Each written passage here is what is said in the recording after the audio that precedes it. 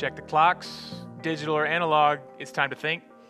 Pastor Chris Tillman, Pastor Josh Holland, setting aside some time, devoting it, sanctifying it, making it holy, offering it up to you on a silver platter or a composite wood with Yeah, I think this silver is veneer fiberboard platter. with something. Yeah. Something cheaply made, but it's doing its trick right now. Sometimes I feel that way, don't you, Pastor Chris? Cheaply made. Or not cheaply made by the Lord, but maybe my sin has made it cheap, and He's just trying to, restore it to better use, like a vessel we talked about earlier. Oh, yeah. Oh man, I digress.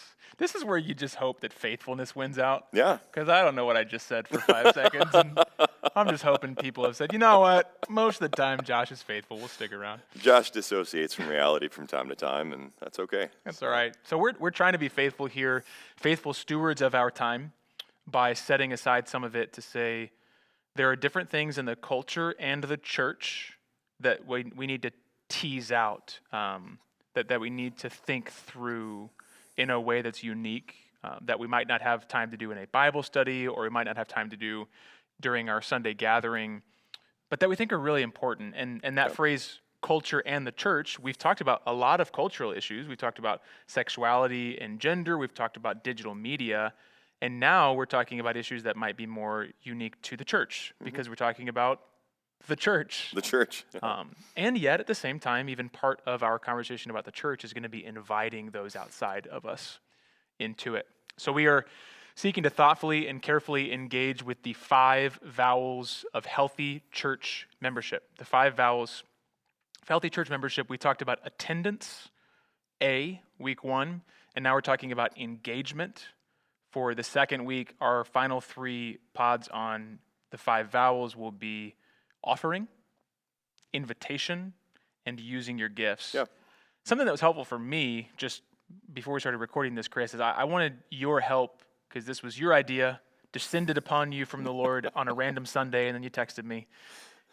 What you see as difference between engagement, offering, and using your gifts? How do we see those as distinct things that we're going to talk about? Yeah, so my mom was an English teacher, and it's going to be borne out right now. Come on. All right, so let me share with you, in the world of English grammar and pronunciation, you can have long A's, short A's, long E's, short E's, and you get long O's and short O's.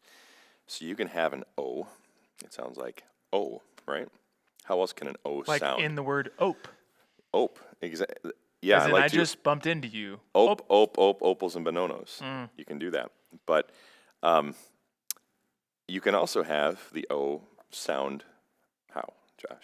Ah. Ah, yeah. Now, is there a way that maybe another vowel could make that sound? A short A. Yeah. It can become A short ah, A. right? Or an E. You could have an I that turns into an E sound. So I just bring this out, be a little bit geeky as the son of an English teacher, to say that in many respects, these vowels of healthy church membership, they are all interdependent, and they play off of each other in some way, shape, or form, which is why it is important to see that they are also all equally necessary to be a healthy church member. And so, if we're going to differentiate here, it's kind of like big picture differentiation of attendance and engagement and invitation and offering and using gifts. These things all happen, and sometimes can happen with multiple things going on at the same time. So you had mentioned teaching Sunday school. Yeah, it's teaching Sunday school. So teaching Sunday school, you might be using your gifts. You might be engaging. You should be engaging as far as relationally. Hopefully attending. Yeah, attending. You're actually there for it. So opportunities present themselves to put all these things together, which is why healthy church members display themselves through these types of settings, right? A healthy church member doesn't decide, I'm just going to do one thing that looks just like this over here because somebody else is going to do these other things. Yeah. Just like Paul says, in terms of how the body is healthy, you don't just say, all right, well, this is the one thing I do, so I just do this over here, and it doesn't matter. So we're differentiating, not in order to divide, but in order to describe. Yes, that's So a good way to put it. We're not dividing the different vowels into silos for the purpose of getting them away from each other. But we think if we can describe attendance in a meaningful way, then that's going to help us describe what engagement looks like in a meaningful way. Because as you attend, you're going to engage, and you need to you need to attend in order to engage, and Right. that's going to lead into other things. So Yeah. we're differentiating in order to describe, not divide. And I've told people before, Chris, you might find this funny, is I think that seminary is essentially just learning how to read and make distinctions. There you go. That's all it is. It's just someone teaching you how to read very well so that you can make distinctions. Yeah. Because a lot of times when you're trying to think through important issues, you realize, okay, so for instance, in our church right now, we have what's called a family integrated service. That means all ages are welcome, and after the age of 4, we don't have any type of program during the service for children. That necessarily leads to noise, right?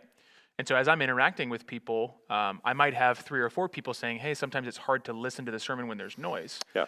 But you help distinguish some of that noise is coming from a 2-year-old. Okay, well, nursery's available, but that parent would like to have the 2-year-old with them. Right. Okay, so that's one thing. Or some of that noise might be from a 6-year-old. Or some of that noise might be from a 12-year-old. And it sounds like the same problem, but you step back and you make distinctions. You go, okay, it's the same kind of problem, and so really, I just feel like seminary has trained me how to make distinctions in order to then tackle issues from, Exactly. as Jordan Peterson would say, multivariate analysis. There you We go. don't have a lot of simple problems. We have multivariate problems, and the same is true with the church. We don't have a simple thing going on. There's multiple variables that we're describing in 5 vowels. Yeah, absolutely. Absolutely. It's good you bring that up. Well, Appreciate that. Well, you buttering me up. Yeah. That's just because you asked if you could go first in this podcast. I Was did. your idea, right? I did. So engagement. Did you want to go straight to the scriptures, or how do you want to talk about engagement? Yeah, so, as far as engagement is concerned, we want to, with all of these things, we want to define what we're talking about first. And so when we think about engagement, we're not talking about the time of life in which you propose and then get married. We're not talking about being engaged by a customer service satisfaction firm, anything like that. We're talking about the depth of relationship that is supposed to exist among Christians within the local church. Okay, so engagement has built into it a fundamentally relational component. So if somebody claims to be engaged in the life of a church, but they are not relationally invested in the lives of other people, we would say that you're not actually engaged. Some people may kind of confuse engagement with activism, and those are 2 very different things. You say activism, you mean doing something? Yeah, doing things, right? Because you could be doing a lot of things and not really substantively know another person. Like, look at them and say, I know who you are. I know what's going on with you. I know what's happening in your life. I know how I can care for you and how I can minister to you in ways that are unique to you, and I'm providing that same opportunity for you to be able to do that toward me. And so engagement is an essential aspect of the local church because God has designed us as fundamentally relational beings. We're not on our own. And one of the things that's, within the local church, we're walking through a fallen world together. And there's a lot to be said about that and just the essential nature of the local church. But this engagement piece, I just draw out here because we run these different liabilities living in a fallen world. We run the liability of not thinking rightly about life and about God. We run the liability of not loving people well. We run the liability of becoming so self-centered that we lose sight of anything else, and particularly people that are directly around us in our orbit. And so what the local church provides an intentional environment where people can necessarily have their business in somebody else's business, and vice versa, right? So the place, local church is not a stay out of my business. Yeah, it's a get in my business, I get in your business, exactly. And so the place that I would just point to initially to look at that, and I don't bring this up because it's a cliche passage. I bring it up because I do think it shows how essential this is for engagement to be a part of local church. As you go to Acts chapter 2, and you see a description of what goes on after this massive work of God and converting a whole multitude of different people. Revival, you might say. Revival, yeah, a genuine revival takes place. And what happens toward the end of Acts chapter 2 is Luke describes the church after it had been visited in this really powerful way as being an engaged body, right? So we can just kind of put that as a sign over the door saying, this is what engaged looks like.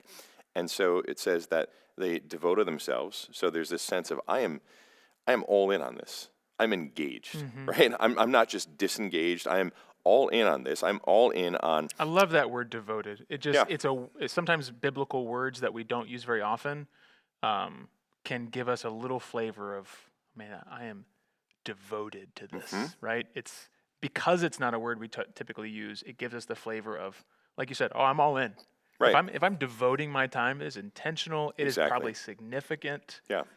And so what does it say? I mean, I think you have it, I'll say pulled up, but you flip there in the book because I'm used to screens. But And they devoted themselves to the apostles' teaching and the fellowship, to the breaking of bread and the prayers. And awe came upon every soul, and many wonders and signs were being done through the apostles. And all who believed were together and had all things in common, and they were selling their possessions and belongings and distributing the proceeds to all as any had need, and day by day, oh, look at that word, attending. oh, Day by day, attending the temple together and breaking bread in their homes. So there's a framework for maybe our last episode of what it means to attend. You attend the temple, you attend people's homes, you gather corporately, you gather privately, and they received their food with glad and generous hearts, praising God and having favor with all the people. And the Lord added to their number day by day. yeah. So A lot of together. yeah, a lot of engagement together. works. And this is where I think the first two letters are very important to understand in relationship to each other. And all of these things, again, they factor into healthy church membership. If you exclude one, you are fundamentally going to be unhealthy.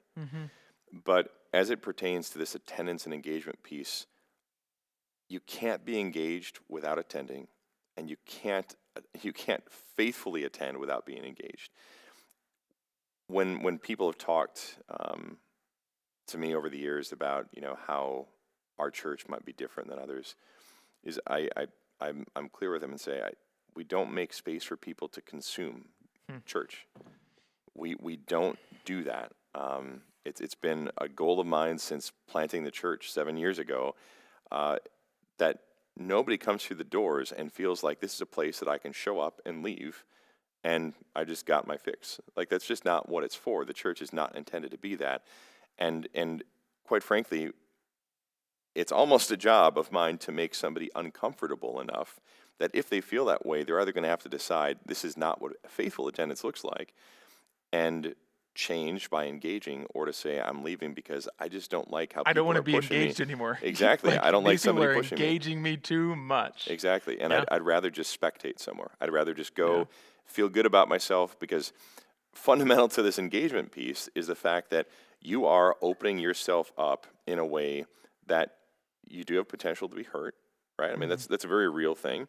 You do have the potential to be hurt, but there's also a tremendous And you may potential. well have been hurt in the past. Exactly. And so many people have. That's part of the painful reality of the church as a Right.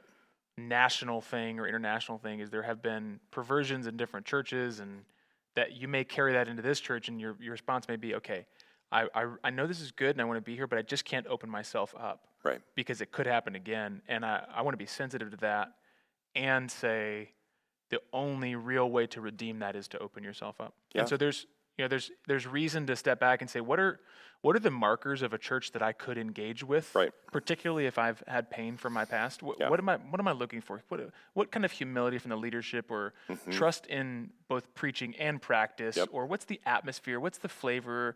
Like all these different things. You might have reason to say, okay, I need to know what type of church to engage in. But the only way to redeem past broken engagement is to engage again. Yeah. And that's just the nature of how God uses relationships, is you have to take the risk of relational involvement in order to be redeemed. You have to do that with Christ. You have to take the risk of relational involvement with Christ in order to be redeemed. You have to do that with the church. You have to do that with other people. But there is a risk. Yeah, there is. And so when you decide that it's God's heart for me to be relationally devoted, right? Relationally devoted to other believers in a profound way, then yeah, there's the risk component, but then there is the reward component where, I'll speak personal experience here. This happened to me, and I've mentioned this to you personally in the past, and I don't know if I've ever mentioned it, in this setting, but when I was a student, undergraduate student, many years ago, I would say my relationship with other guys, and I came to really understand the gospel when I was about 17, 18 years old, and my relationship with other guys was like as a competitor in many different ways, and thinking like, okay, well, I need to be as good as or better than these other guys, because then I'm not going to get a girl. I'm not going to be as good as Right. career, different things like that. And Feel that, man. That's so real. yeah, my attitude towards other guys had typically been that, and I became very involved in campus ministry when I was about 20. I think I was 20 at the time, and at that point, the policy within the campus ministry I was involved with was Crew. The policy was that if you're a student leader, you had to be discipled by somebody. All right, so you had to have somebody mentoring you, and because I was a ministry team leader, I had to be discipled by a staff member. Okay, with the organization. And so the way Crew works is a top-down discipleship pattern where you have staff members who are investing into the, I guess, kind of top-tier student leaders who are leading ministry teams and that kind of a thing. And then those individuals are discipling those who are in other different ministry responsibilities and so forth. And I think it's a great discipleship strategy because it ensures that everybody is meeting. Everybody's getting together and involved in each other's lives in a meaningful way. But I did not at the time like the idea that I'd have to basically have this close relationship with another guy. I'm like, okay, well, I guess I got to do this. So I showed up at the office that I would end up working at as a staff member a year later, and I showed up, and there's this guy, really, really quirky guy in some ways. The only thing I knew about him was that he looked like Christopher Reeve, Superman. I guess not to say original, but Superman from the 80s, Superman. And I knew that about him, and he was quiet, but also not quiet at the same time. And I walked into the office, and it's like, here's Glenn. Meet Glenn. And like, okay, here we go. And Glenn's going to be discipling you. Like, okay. Sounds like a plan. I guess I got to do this. And Glenn Fagerstrom, who works for Crew, I think with Family Life now, down in Arkansas or something like that, completely changed my life. Praise the Lord. Because he showed me what it looked like to be engaged with me as a man, not as a competitor, not as somebody Glenn's about 10 years older than me. He was single at the time, and he had just thrown his life into ministry. It's like, all right, this is the season God has me in. I'm not married, so I'm throwing all my life into this. And he lived with a student. He was just so committed to guys in ministry. One of the greatest men that I've ever known in many ways. A very unassuming guy. But one of the reasons I say that is because he demonstrated what it looked like for somebody to humbly take this seriously and to not look at it as a program. And I think that's the thing that I learned most that I would say has translated directly into how I pastor today, is that I don't like programs in part because I think it depersonalizes it, and you don't feel as though you are actually being engaged by a person if somebody says, join our program, and then you're going to be spiritually mature. Yeah. That's baloney. That's not it. It is life on life. That's what's demonstrated in Scripture is life on life. And Glenn taught me through bizarre field trips. Effectively, we just go on these outings. Is that why you like to just take me to Target? Probably. Honestly, that's a normal discipleship strategy Probably that you is. experienced? Yeah, I was just reflecting the other day as I talked with somebody who also knows Glenn, that there was one evening, and I don't mean to take a whole time here, but he deserves honor. So I'm just going to take some time here to talk about this because is this just to build up a listener base? Is that what you're doing here? No, now we're going to get down in the Crew headquarters. Yeah, it's one guy and his wife and his kids maybe, but I would say, what was fun was I think I was on staff with Crew at the time. I don't think I was a student at the time. It was a year later. I was 21, and Glenn came down, and this is 2004. I think 2004, and he says to us, "I want to get a Jeep."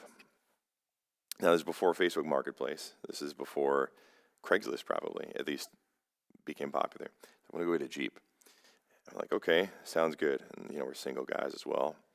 Like, I found a Jeep down in Columbus, Ohio. And we're like, oh. And he's like, we're leaving tonight. And so me, my good friend Seth, Glenn, and another guy who is actually a professor now of missions down at a Christian school in, I think, Alabama, Anthony.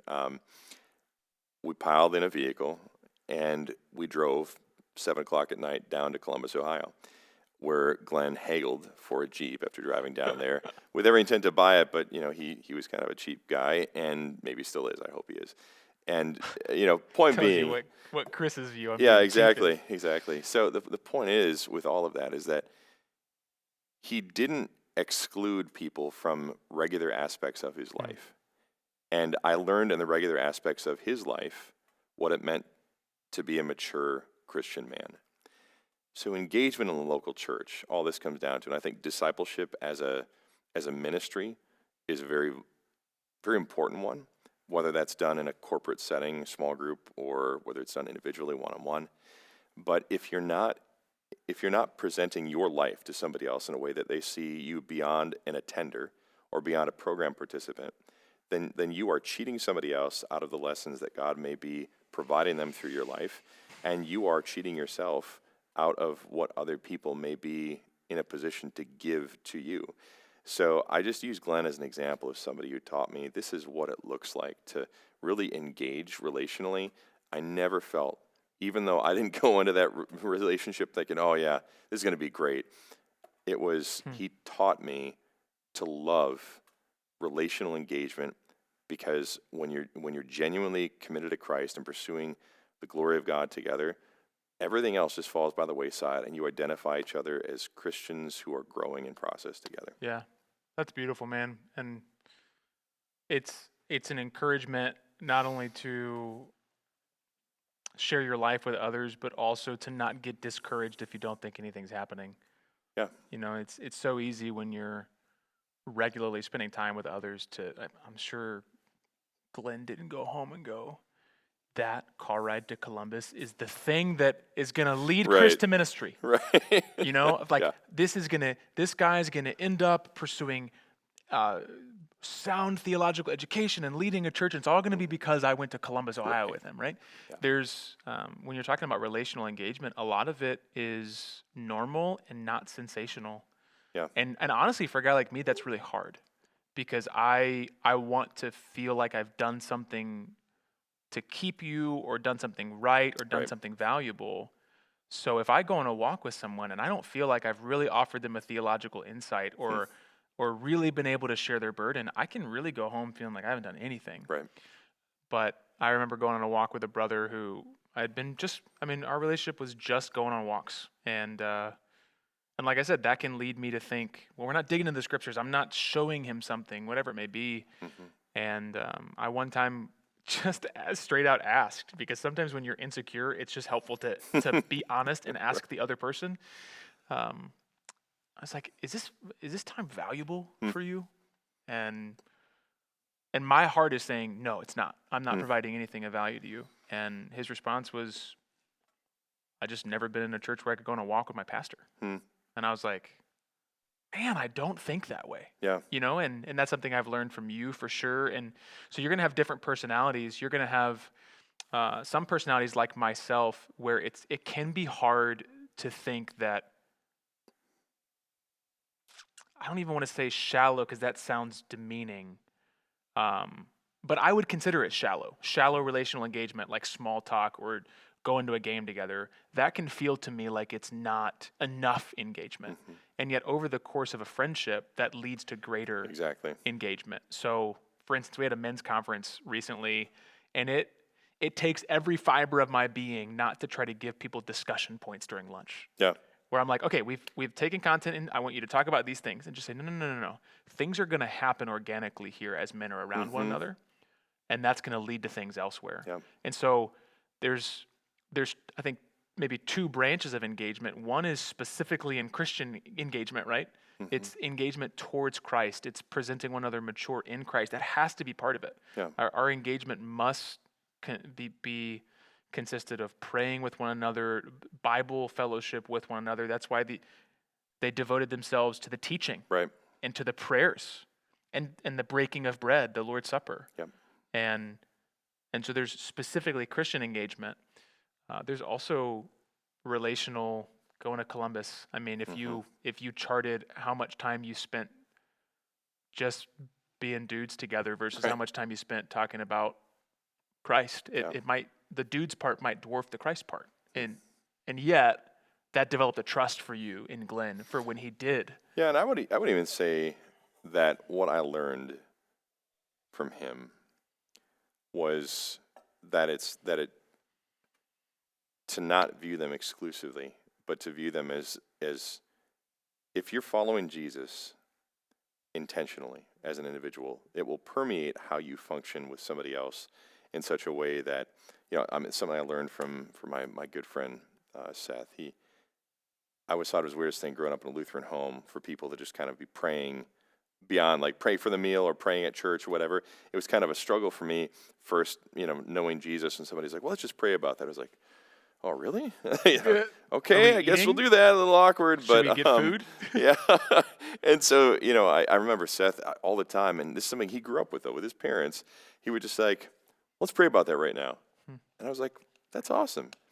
And so, I think what I learned through that whole experience, and it was so formative for me as a young Christian and as somebody called into ministry, knowing at that age some of these lessons that I think a lot of pastors may take years to learn after many mistakes within the church, by treating people as though they are almost obstacles to success, is to learn, like, you know what? I can go and do something with a brother, and in the midst of that doing, have my intentional checkup with them. And they may not even know it. They may have no idea. And quite frankly, in some respects, I don't want them to know it, because they need to know first and foremost that I care about them and I love them. And so for any Christian relationship that exists within the church, to understand, like, if you're a Christian and you come to a small group environment, when you're there, like, don't show up there and say, well, I'm here. It's time to get work done. It's time to get busy with whatever. Like, there's content, for us. Men's group is super important for us in Stevens Point, super important for us. And so we've got a time where it's like between 6:30 and 6:45. We've eaten dinner together. It's time to shut it off, and we're going to get to content. We're going to talk and everything like that. But it's just this deep desire that I have when I see, like, this description in Acts 2 about how people lived. It permeates it, and there is no distinction. There is no separation between the holy and the common.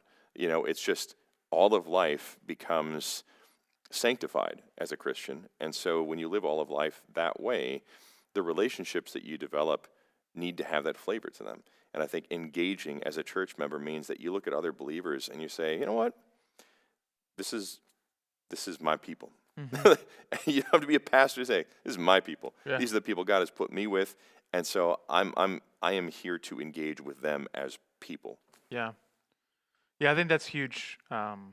Is we gather. It sounds silly, but we gather as people, right? With other people, and the more we know those people, the more distinct beauty. So we have to engage with someone to know them. I've used this analogy before. There's a dear brother and sister in the church who years and years ago lost a child when Blessed Be Your Name was a very popular song. And in that song, you give and take away. You give and take away, but my heart will truly say, Blessed be your name. I will never listen to that song without thinking about them. And when I see them worshiping to that song, it does something to my soul, man. For sure. And because I've engaged with them, I know them, my worship in the gathering is spurred on to greater things. Yep. And like, it just, these things are, like I said, mutually reinforcing. I think in the other podcast, they build together.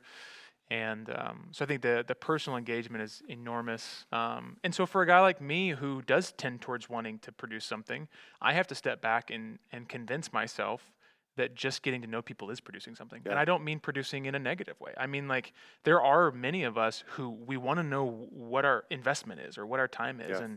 And the reminder is knitting yourself together day in and day out with other people is the production Yeah. sometimes. Yeah.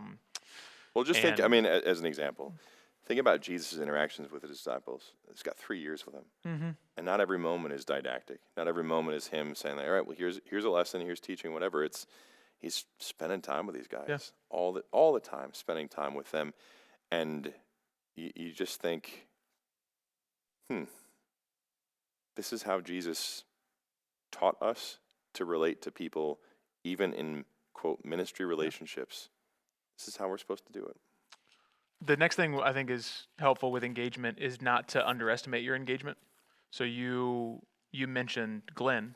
Mm-hmm. He may have no clue how much he's impacted you. I think it's easy to underestimate and undersell how much it will mean when we actually care for other people. Yeah. I'll give a number of examples. I think it's beautifully ironic that one of the reasons I am pastoring this church is because I came to this church, and one of the reasons I stayed at this church is because of someone who is no longer with us. And to my knowledge, this family was not with us that much longer after they engaged with me. So I had come to DMC. At that time, not too many people in town knew me, but it's a small enough town in Wausau, so people were starting to say, like, oh, that's the TV guy. And but no one was really, like, saying, oh, you're from Channel 9. But there was one family who one day essentially ran after me at the end of service, and they said something. It wasn't passive aggressive, but they said something like, hey, you're always kind of getting out of here quick, but we just want to introduce ourselves, say we're glad you're here. Yeah. And it clicked in something in me, man. I wanted to be back. It's something the Lord said, people are noticing that you're there. And I haven't talked to that family in 7 or 8 years, but there's a very real reason that's part of the threading of why I'm pastoring this church, is someone engaged with me. Yeah. And I remember being a kid in youth group, and I grew up. I was one of a dozen public school kids in a sea of 400 private school kids. I just didn't feel like I fit in. And during the school year, everyone went to one of 3 private schools. So when we got together, it was like they were talking about the teachers they had or the sports they played. I didn't have much of that relational engagement with them, so I just chose to spend fall and spring with my friends. And I'd go back for summers for, like, mission trips and stuff. But really, most of the school year, I was not engaged. And yet, I was always astounded by people's excitement to see me. That meant something to me. Like, they weren't mad. They weren't saying, where have you been? They said, we're glad you're here. Yep. And I think there's so much power in just expressing that you care that someone is there. And that is it's honestly a low level engagement, but it's still a powerful engagement for you to look at another human being and say, I know you're here and I care that you're here. Yep. Because how many of us are in so many venues throughout our lives where people don't know that we're there and they don't care? Yeah. And so I think as you're thinking about coming to church, have a high view of what God might do when you engage relationally. Yeah. Like expect that God might place you beside someone who needs to know that you care about them, or beside someone who needs a hug, or beside someone who needs a place where they can actually cry and not be ashamed of crying, or whatever it may be. I think don't underestimate your engagement, because when we're talking about participation in the church, part of it is coming and showing up and being available to engage, even if you don't know what that engagement's going to look like. Yesterday, I'm not afraid to make people do stuff that makes them uncomfortable. I met a teacher yesterday. I knew someone else in our church worked in that district. I asked the teacher, do you know this person? She said, no. I said, I'm going to go get her. And the look on this new person's face was like, oh, please don't. Lo and behold, 30 minutes later, they're still here. This is a couple that, for the most part, has left the building very quickly every Sunday. And I was like, nope. And I'm going to help others engage. So as a pastor, you might even have that as a church member, thinking, if I can't engage with this person, is there someone else that can? Which is one reason why attending corporate gathering is important, so you can connect and engage. And then I would say don't underestimate some of this. Not underestimating the value of engagement is coming from Ephesians 4, where we are told that the body of Christ is going to build itself up until we attain the unity of the faith and the knowledge of the Son of God, to being mature manhood in the measure of the stature of fullness of Christ. We need to be mature so that we're not tossed around like children. Yeah. We are to grow up together into Christ. And how do we do that? Verse 16 of chapter 4, from the whole body which is joined and held together by what? Every joint. I love it. And when every joint is holding the body together and is working properly, the body builds itself up in love. There might not be a more encouraging thing for me on Sundays than watching, kind of like being exhausted at the end of a service, stepping back and watching the body build itself up. Yeah, absolutely. Because you go, I'm not doing this. Yep. They're doing this. Yep. And so I would encourage people to think highly of what God might do with them when they engage. And I would also encourage people to think there might be ways in which even just your attendance at church when it's hard. I've texted 2 fathers in the church in the past 24 hours to say, I'm deeply encouraged by your fatherhood. I didn't really talk to them about it while they were at church. I just saw them. Yeah. And unbeknownst to them, 2 separate fathers greatly encouraged my faith this weekend. Yeah. They weren't intentionally engaging in anyone other than their children. And yet, their attendance at the gathering, their engagement with their families while they were at the gathering, I was like, oh, this is beautiful. And I want to engage by texting you about it. I want to build your faith up because I see that your steadiness and steadfastness is bearing out. So all of these things happen together. Yeah. So that's engagement. That's the second vowel of our 5 vowels of healthy church membership. When we get back together, we're going to talk about I owe you. So Chris, I owe you. You owe me. Thanks for taking some time to think. We hope this has been helpful. And you can also rate and review the podcast. It feels like a little dirty thing to ask people to rate your podcast, but my understanding is if you rate it, more people see it. So if you think it's helpful, you rate it. If you rate it, more people see it, and they get helped. Sounds like a pretty simple You're helping everyone. Formula, right? Yeah. So rate and review it if you can. Share this. Maybe there's someone in your life who is a professing Christian but not connected to a local church. And these first 2 episodes, maybe they're helpful conversation starters where you could say, would you listen to this and then get together with me and we can talk through it? And if you have any questions that get born out of those conversations, email Pastor Chris, text Pastor Chris, email me, text me. We'd love to be helpful to you. Absolutely. All right. Thanks for taking some time to think.